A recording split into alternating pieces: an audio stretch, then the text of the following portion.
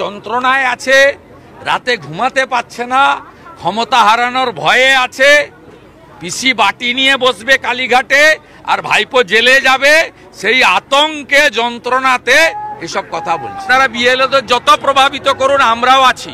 52 জন BLO বিহারের জেলে আছে, এটা মাথায় রেখে তৃণমূলের কথা শুনবেন, বিজেপির কথা শুনবেন না, শুনুন ইলেকশন কমিশনের কথা।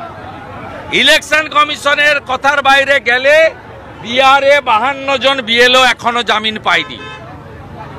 আপনাদের কিন্তু জেলে কাটাতে হবে, আর জেলে যাওয়ার জন্য তথ্য ডকুমেন্ট আমরা জোগাড় করে দেব। কোনো পার্টি কোনো দাদা দিদির কথা শুনবেন না। আর ওইটা ফলস সার্টিফিকেট দিয়েছে। 2002-এ তো ওনার ভোটার নাম ছিল, ওনার সিএএ বা এসবের কোনো গল্প নেই। আমার কাছে সিরিয়াল নাম্বার পার্ট নম্বর আছে, 2002-এর ভোটার।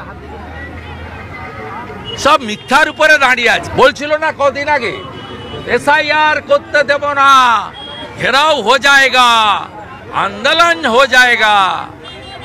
পিসি এবং ভাইপো দুটোই বলছিল, বড়টা ছোটটা দুটো একসঙ্গে। গতকাল যেভাবে এসআইআরও হবে, বাংলাদেশি মুসলিম অনুপ্রবেশকারীর নামও বাদ যায়। 17টা চেয়ারম্যান এর সঙ্গে যুক্ত, সঙ্গে চিফ এক্সিকিউটিভ অফিসার এফওরা যুক্ত, রাজ্যের প্রমিনেন্ট তৃণমূলের নেতারা যুক্ত, ফিরাদ হাকিম যুক্ত, সুজিত বোস যুক্ত, রথিন ঘোষ যুক্ত, মদন মিত্র যুক্ত।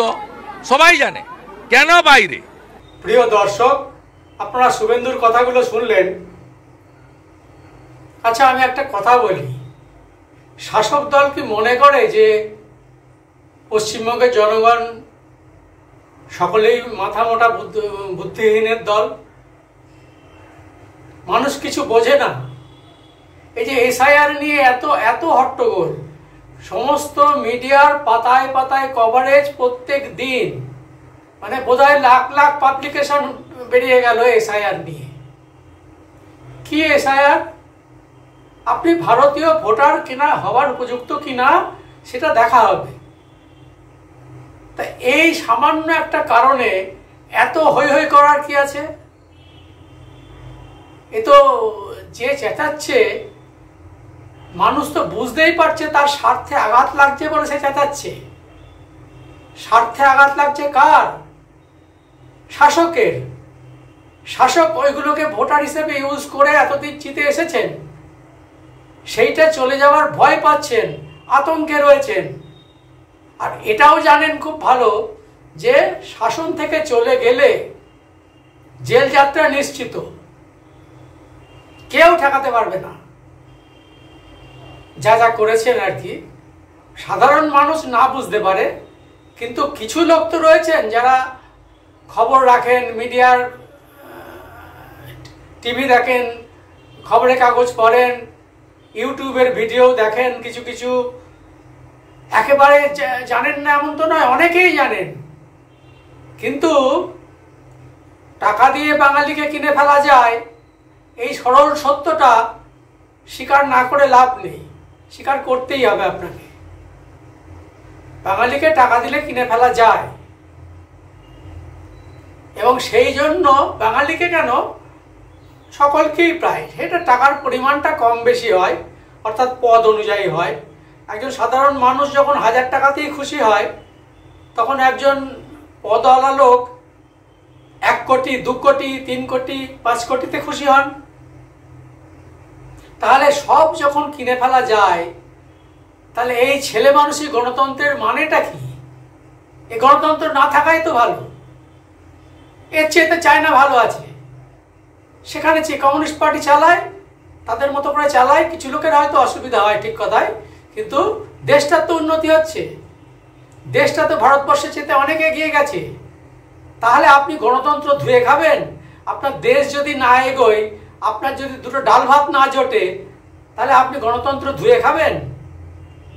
গণতন্ত্রের নামে সারা দেশে এইরকম ছ্যাবলামো চলবে, এটা কি মেনে নেওয়া যায়? এসআইআর হবে, হ্যাঁ হবে, হোক। যারা এদেশেও নাগরিক, তাদের বিন্দুমাত্র মাথা ব্যথা নেই। তাহলে মাথা ব্যথা কটা লোকের? হয়তো 1 কোটি, 1.5 কোটি, 2 কোটি লোক হতে পারেন বড় জোর। যারা চুপি চুপি ঢুকে বসে আছেন, নকল ভোটার কার্ড বানিয়েছেন, নকল আধার কার্ড বানিয়েছেন, যেগুলো বসে বসে বানানো যায়। ভোটার কার্ডটা বানাতে পারলে আধার কার্ডও বানানো কঠিন কিছু নয়, তাহলে বানানো গেল। আর সেইটা নিয়ে সঙ্গে সঙ্গে তারা পাড়ি দিলেন ভারতবর্ষের বিভিন্ন রাজ্যে গিয়ে আমি বাঙালি, বাংলা থেকে আসছি বলে কাজে ঢুকে পড়লেন।